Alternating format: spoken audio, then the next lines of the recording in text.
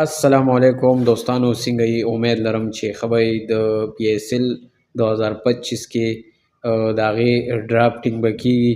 نو دوستانو، که تاسو ته پته وي نو د افغانستان نوین الحق او مجیب هغه په آی پی ایل کې نه دي اخیستی. نو ما اوس چې نیوز وکتو نو پوسټ شوی و چې یاره د پی ایس ایل ډرافټینګ به کېږي. نو چې د پېښور زلمې مجیب او ورسره نوین الحق خو هغه د پېښور زلمي حصه ده، خو خامخا یې چې واخلي. بل که تاسو وګورئ دې ځل به پی ایس ایل ډېر زبردست وي، د آی پي ایل نه به هم ښه وي. لکه مطلب ډېرې زبردستې لوبې به ځکه کېږي چې د بهر ملک کلاړیان به پکې ډېر وي. د اسټرالیا کلاړیان، د انګلینډ شو، د ساوت افریقې شو. دې ځل په آی پي ایل کې غټ غټ کلاړیان نه دي اخیستي. نو پی ایس ایل به دې ځل ډېر زبردست وي. خو چې د افغانستان نوین الحق او مجیب دا پرېږدي دي ځکه چې پېښور زلمې دا واخلي. موږ خپله پېښور زلمې لوبډله سپورټ کوو.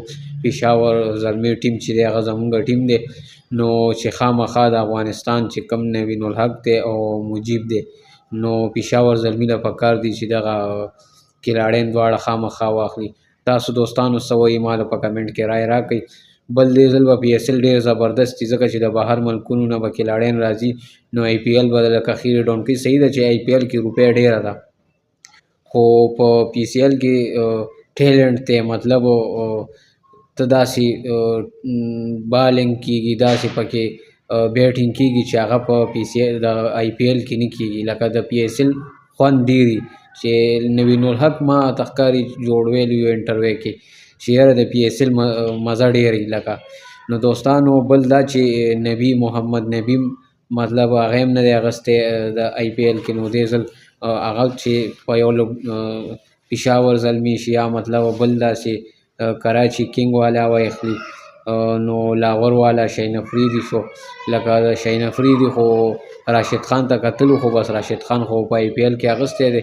نو دوستانو، دې ځل به مطلب زما دا و چې پی سی ایل به ډېر مضبوطي او پکار دا ده چې نوین الحق او مجیب دا پېښور زلمې واخلي ځکه چې زما خوښې کلاړي نوین الحق او مجیب.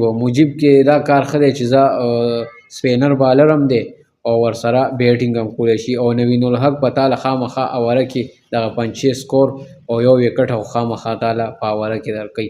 نو دا د کرکټ اپډیټ و چې دې ځل پی سی ایل ډېر مضبوطي خوندور وي.